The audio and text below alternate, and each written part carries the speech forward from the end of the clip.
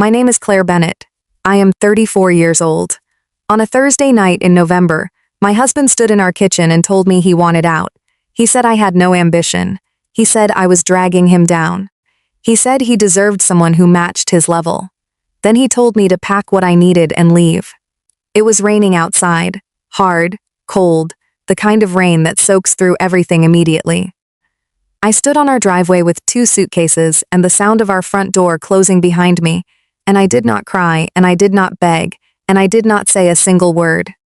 I just stood there for a moment in the rain and thought about something I had never told him. Something I had kept carefully and deliberately to myself for the entire 4 years of our marriage. 3 weeks later, my husband walked into the Monday morning executive meeting at his company, sat down at the conference table with his coffee and his laptop, looked up to see who was running the meeting, and found me sitting at the head of the table. Before I tell you what happened in that room, take a moment to like this video, subscribe to the channel, and tell me in the comments what country you are watching from. Now let me tell you everything from the beginning. I built my first company at 26 years old in a 1-bedroom apartment with a folding table, a laptop that overheated if you ran more than 3 applications simultaneously, and approximately $11,000 in savings that I had accumulated over 4 years of working 2 jobs simultaneously while finishing my degree. The company was a management consulting firm, which sounds impressive until you understand that at the beginning it was just me, a phone, and a willingness to work hours that most people would consider unreasonable. I did not find them unreasonable. I found them necessary.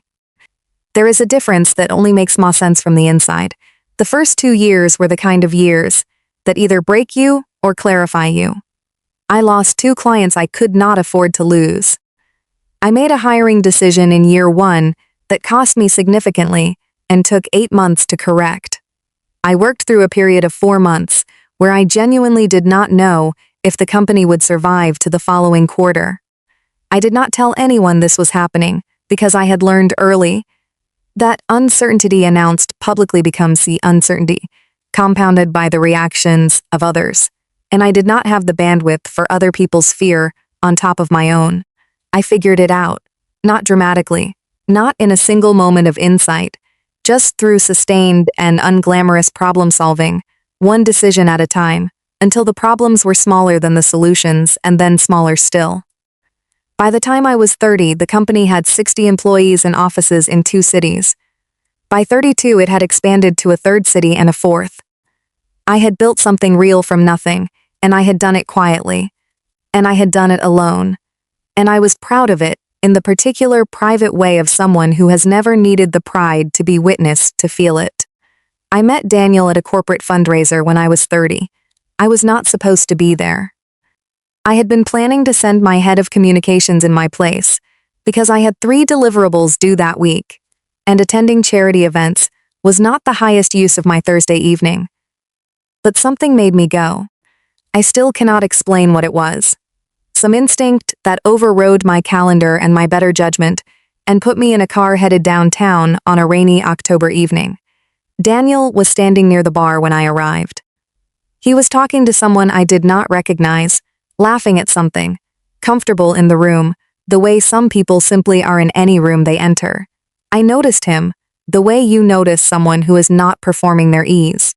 It was just who he was.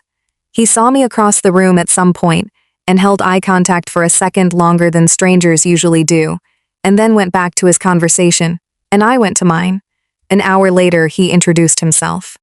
He was direct and funny and genuinely curious in the way that some people manage to be curious without it feeling like an interview.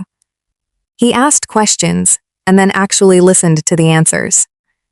We talked for 2 hours about nothing that mattered and everything that did, and by the end of the evening, I had given him my number and already decided I was going to answer when he called.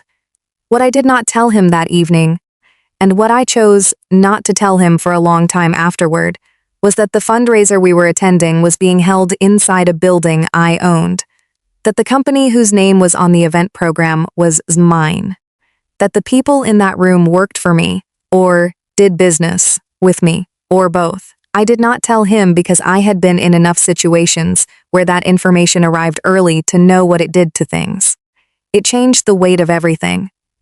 It made people perform slightly differently around you, be slightly more careful, slightly more strategic, without even being aware they were doing it. I did not want that with Daniel. I wanted to know what it felt like to just be a person in a room with another person and let whatever was going to happen without the information distorting it, so I kept it to myself. We dated for 8 months before I said anything significant about my work. In those 8 months, I described myself as a consultant, which was technically accurate. I talked about my work in general terms. I mentioned clients and projects without specifics. Daniel worked in corporate strategy for a mid-sized firm and talked about his work with a kind of competitive energy that I understood because I had felt it myself at certain points, the desire to move faster and further than your current position allowed. He was ambitious. I respected ambition. What I paid less attention to than I should have was the particular shape of his ambition, what it was oriented toward, what it required from the people around him. I told him the fuller truth about my company on a Sunday afternoon about 9 months in. We were at my apartment, the one I kept downtown which he believed I rented rather than owned, and I sat across from him and explained what I had built, and what it had become, and what my actual role in it was. I watched his face carefully as I talked. His expression went through several things in quick succession. Surprise, then a kind of recalibration, then something that looked like genuine admiration, which was what I had hoped for, followed almost immediately by something else underneath it that I registered, and then set aside because I was not ready to examine what it meant. He said he wished I had told him sooner. I said I had needed to know he was choosing me, and not the information. He said of course I was choosing him. He said it quickly and with certainty, and I believed him because I wanted to, and because in that moment I think it was true. We got engaged 14 months after we met. The proposal was private and sincere, and exactly what I wanted. We got married 6 months after that. Small ceremony, family and close friends. A dinner reception in the private room of a restaurant I had always loved. It was a good day. Genuinely good. One of the best I can remember. The first year of marriage was easy in the way that first years often are, cushioned by newness, by the ongoing project of building a shared life, by the particular intimacy of learning someone's daily rhythms and having them learn yours. We were good together in the domestic sense. We laughed easily. We had the same appetite for quiet evenings and the same tolerance for social obligations. The friction when it came was not about those things. It was about what I had and what he didn't. It started subtly. Comments about his trajectory at work, compared to where he felt he should be. Questions about why certain opportunities had not materialized the way he expected. A growing tendency to measure his position against the positions of others and find the result unsatisfying. I understood this. I had felt versions of it myself at various points. What I had not anticipated was the way his dissatisfaction would eventually orient itself toward me. Not immediately, gradually. The way water finds the path of least resistance, slowly and then all at once. He started making observations about my work that were framed as interest, but carried something else underneath. Questions about why I made certain decisions. Suggestions about how things might be done differently, offered casually, as though he had not noticed that running a company with 4 offices and several hundred employees was a somewhat more complex undertaking than the questions implied. I answered patiently. I explained my reasoning when it was asked for. I did not perform defensiveness because I did not feel defensive. I felt for a while that this was just the adjustment of 2 ambitious people learning to occupy shared space without competing. I was wrong about that. What I had missed, or chosen not to examine closely enough, was that Daniel's ambition was not oriented toward building something of his own. It was oriented toward having something. The distinction mattered enormously, and I did not fully understand it until too late. Building requires patience and sustained effort, and the willingness to be wrong and correct and wrong again, over a long period of time, without external validation carrying you through. Having requires acquisition. And what Daniel had come to feel, somewhere in the second year of our marriage, was that he should be acquiring more than he was. And that somehow my existence as someone who had more than him was part of the problem. He never said this directly. He was not that honest with himself.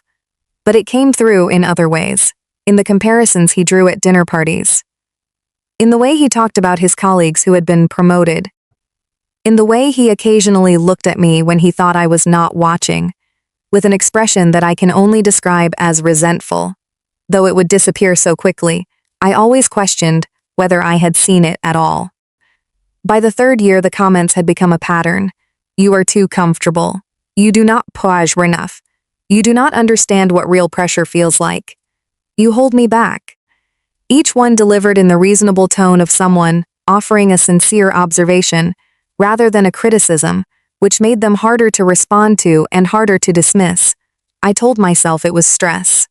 I told myself it was his frustration with his own situation finding a direction. I told myself that people who were struggling sometimes aimed their struggle at the nearest available target, and that this was temporary and would pass when he found his footing. I kept telling myself these things for longer than I should have. The Thursday it ended had been a normal day. I had 3 calls in the morning session, a 2-hour strategy session with my leadership team in the afternoon, and a decision to make about a potential acquisition that I had been turning over for 2 weeks. By the time I got home at 7, I was tired in the specific way of someone who has been running at high capacity and needs an evening that asks nothing of them. Daniel was already home. He was in the kitchen. He had not made dinner, which was fine, but he had also not acknowledged that dinner was a thing that would eventually need to happen, which meant it had defaulted to being my problem the way things often defaulted to being my problem in the domestic space of our marriage, without either of us formally deciding that was how it would work. I put my bag down and started looking through the refrigerator, and he started talking. He said he had been thinking. He said things were not working. He said he had been unhappy for a while and had tried to make it work and was not willing to keep trying. He said the word unhappy several times in different constructions. Unhappy with where things were, unhappy with the direction, unhappy with what his life looked like from where he was standing. I closed the refrigerator and turned around and listened. He said I had no real ambition. He said I was comfortable in a way that made the people around me. Comfortable and comfort was not what he needed from a partner. He said he needed someone who pushed, who competed, who matched his energy. He used the word level again, the word I had heard before in different contexts, and this time I understood what it meant to him. It meant someone who was chasing something the way he was chasing something, who was hungry in the same direction he was hungry, who reflected his own striving back at him in a way that made him feel it was valid. He had never understood that I was not comfortable. I was already where I had spent years working to be. That was not comfort. That was arrival. And he had mistaken it for passivity because he had never fully registered where I had arrived from or what it had cost to get there. Then he told me to leave. He said it plainly. He said he wanted out. He said I should pack what I needed and go. He said it with the finality of someone who had rehearsed it, who had decided this was happening and was now executing the decision. I looked at him for a long time. I was giving him space to hear himself, to register what he was doing and change course. He did not change course. He held my gaze and waited for me to comply. I went to the bedroom and I packed 2 bags. I took what I needed practically, and a few things I needed for other reasons: a photograph of a book I had been reading, a sweater that had been my mother's. I did not take anything that was not mine. I did not slam drawers or leave things in disorder.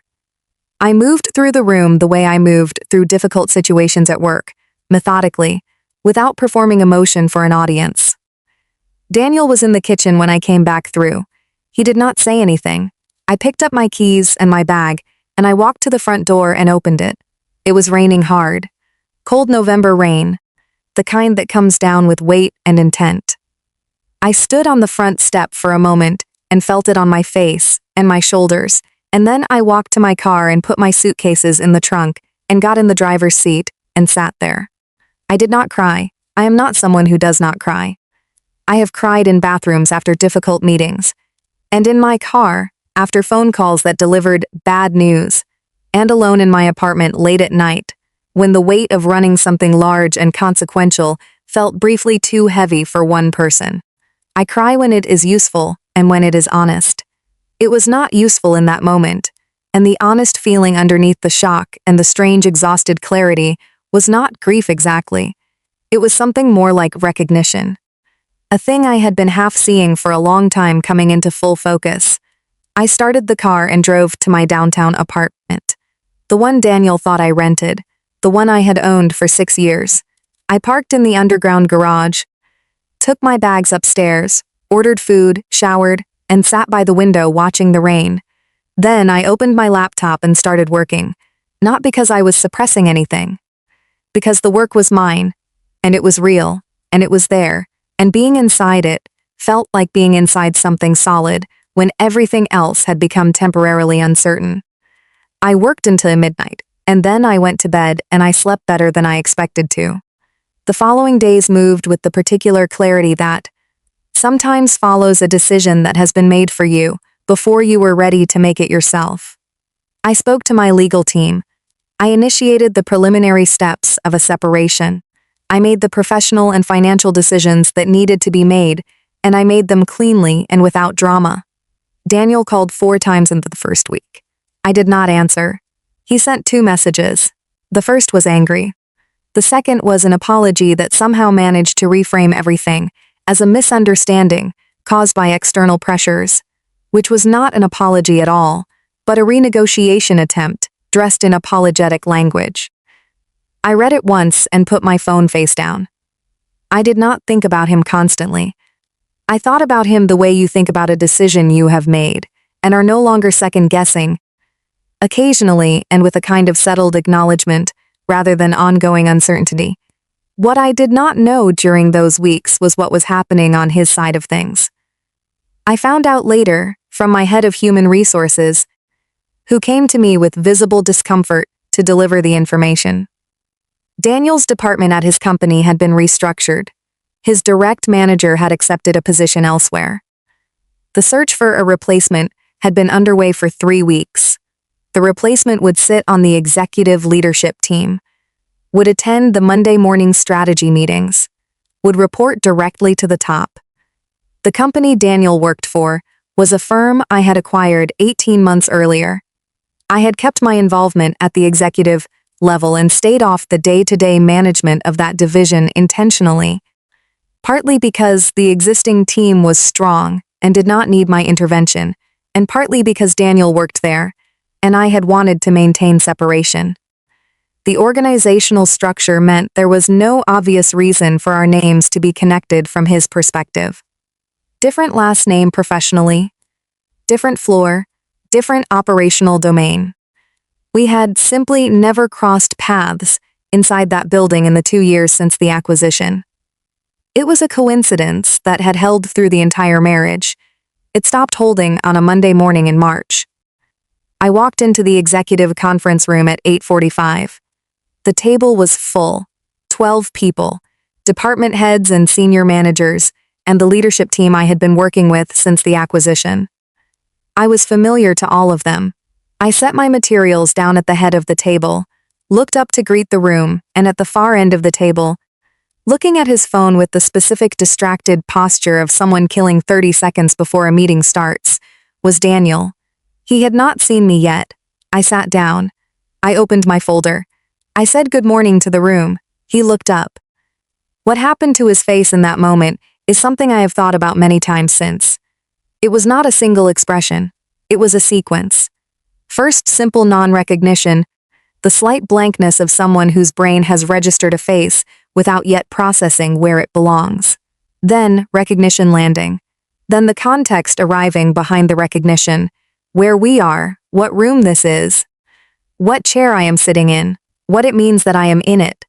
Then the full understanding assembling itself in real time, and the color leaving his face as it completed.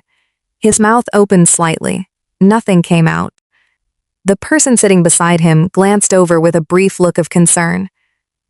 I looked at Daniel for exactly the length of time it takes to confirm that a person has seen you and understood what they are seeing. Then I looked at the rest of the room, and I began the meeting. I ran it the way I always ran the meetings, direct and focused and structured to accomplish what it was supposed to accomplish in the time allocated for it. I did not perform composure. I simply was composed because the meeting mattered and required my full attention, and I gave it that. Daniel sat at the far end of the table, and I do not know exactly what he looked like during most of it, because I was doing my job, and my job did not require looking at him. When it ended, and people gathered their things and moved toward the door, I heard my name from the far end of the table, Claire Lowe, almost inaudible underneath the general noise of the room clearing. I finished the note I was writing. Then I looked up. He was still sitting. Everyone else had left or was leaving. He looked like a man who had been standing on ground he thought was solid, and had felt it shift without warning, and was now assessing whether it would hold him if he moved.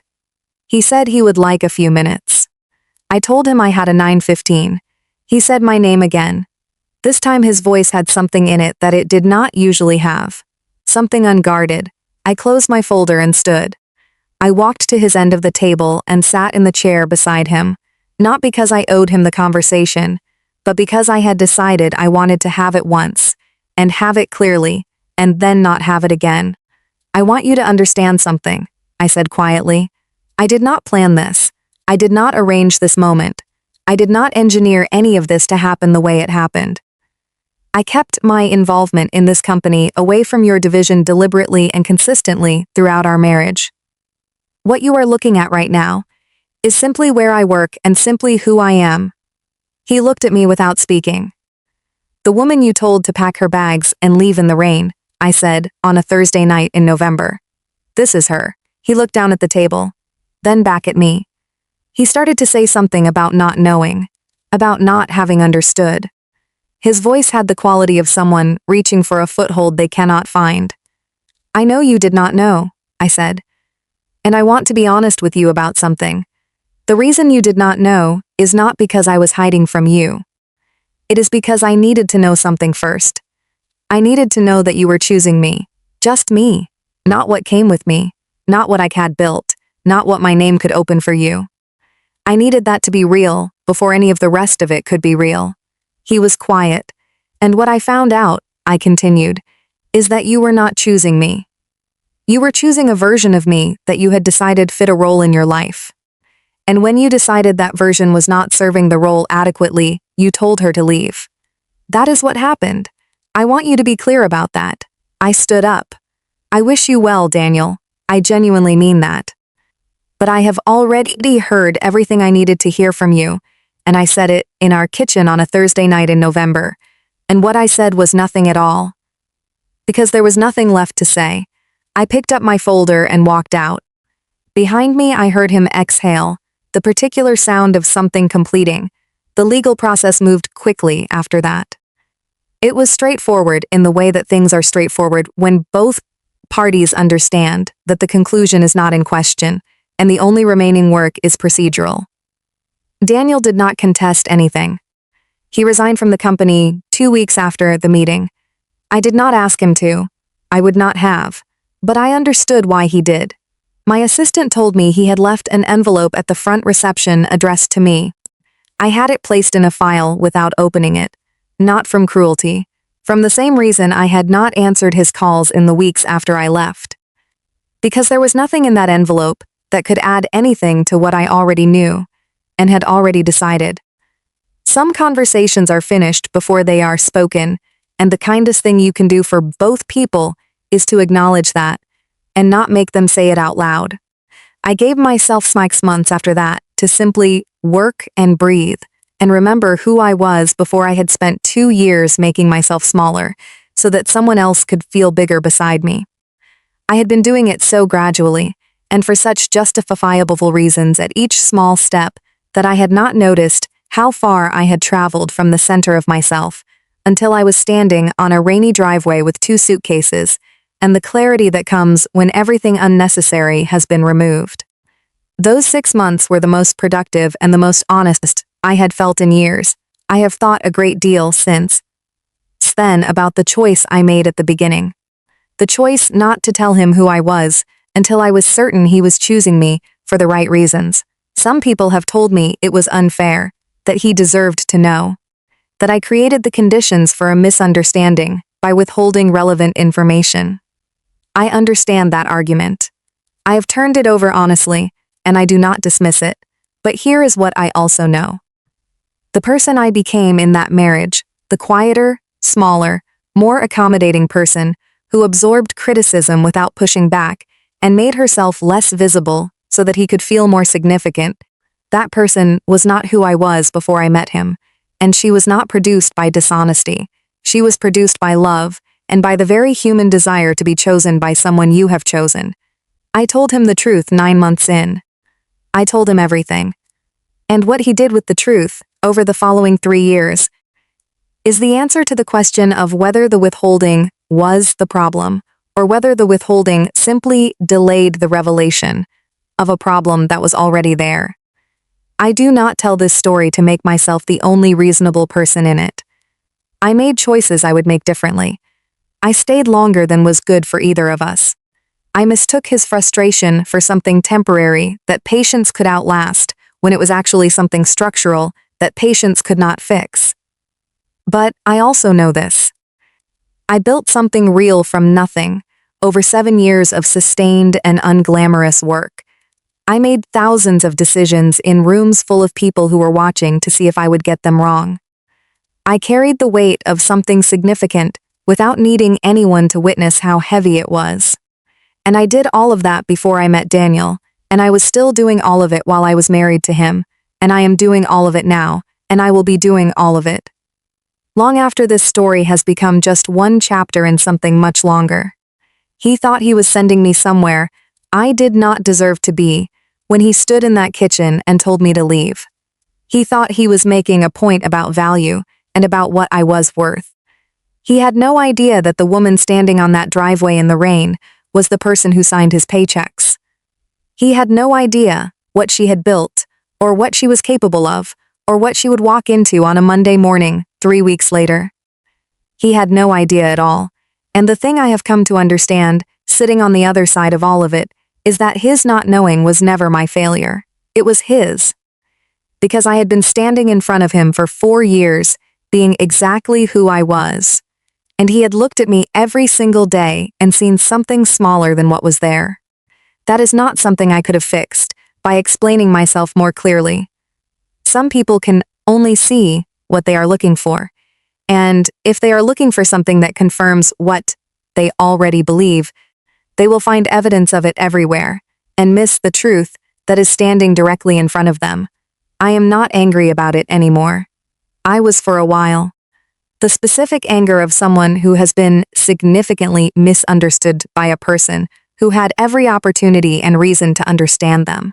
But anger at that particular variety of blindness is like being angry at weather. It does not change the weather, and it costs you something you could spend on better things. What I have, instead, is clarity about who I am and what I have built and what I am willing to accept from the people I let close to me. The next person who sits across from me will know who they are sitting across from, not because I will hand them information immediately, but because I will not spend time making myself smaller to fit the size of their comfort. I will be the size I actually am, and if that size is right for them, it will be apparent quickly, and if it is not, that will also be apparent quickly, and either way we will both know sooner rather than later, and spend less time in the wrong place. That is the lesson. Not the dramatic version of it, not the version where a woman sits at the head of a table and watches a man's face change. The quieter version underneath it, now what you have built. Do not make yourself invisible to protect someone else's ego, and when someone tells you that you are not enough, understand that they are describing their own limitations. Not yours. I was never not enough. I was always exactly enough. It just took standing in the rain on a Thursday night for me to remember it completely. If this story stayed with you, Leave a heart in the comments below. And tell me, has someone ever made you feel small only to find out later they had no idea who they were really dealing with? I read every single one. Subscribe so you never miss the next story.